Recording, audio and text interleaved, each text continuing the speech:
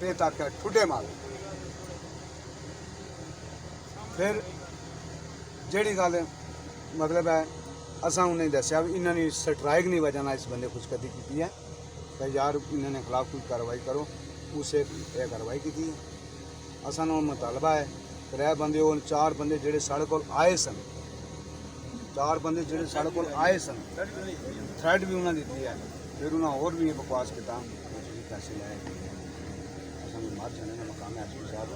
इसलिए एक यहाँ जो 3rd क्लास किसी ने बंदा चिट्टा सूट पा के काटन ना ये गल बंदे को कवे इसलिए बंदे की कुर्बान हो जाना चाहिए। लेकिन फिर भी मैं क्या नहीं कोई बात नहीं साढ़े भैन भरा न उससे चाह के कोई बात नहीं मिनिस्टर गल मुकाई है यार उस पर्चे ना ख़त्म कर समझ आइए।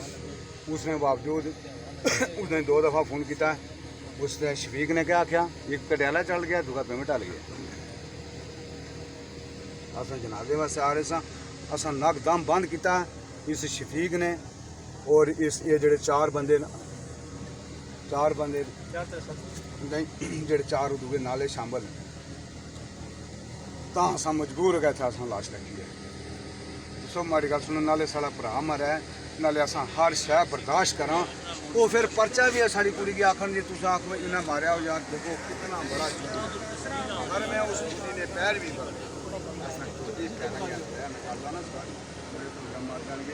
मैं गारंटी देना मैं करा न्याय देना कुड़ी ना निकाह मैं करा के देंगा। अगर वो ना देन मेरे को धी जवान है मैं उसका निकाह करा के थोड़े मुड़े बड़े पा के जाएंगे। लेकिन तुम इस तरह ना करो।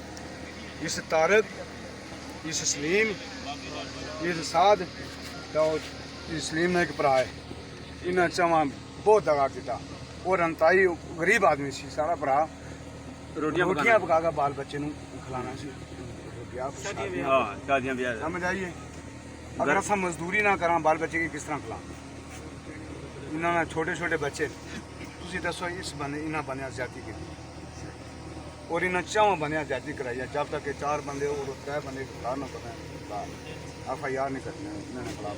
फिर FIR कटने अगर दफा जो लगना सर जी वो लाओ ना असें क्या पता असा तो अनपढ़ हाँ असा अनपढ़ हाँ जो 302 तो थले लगन जो मतलब देखने हो जो तुम चाह बस यही है मतलब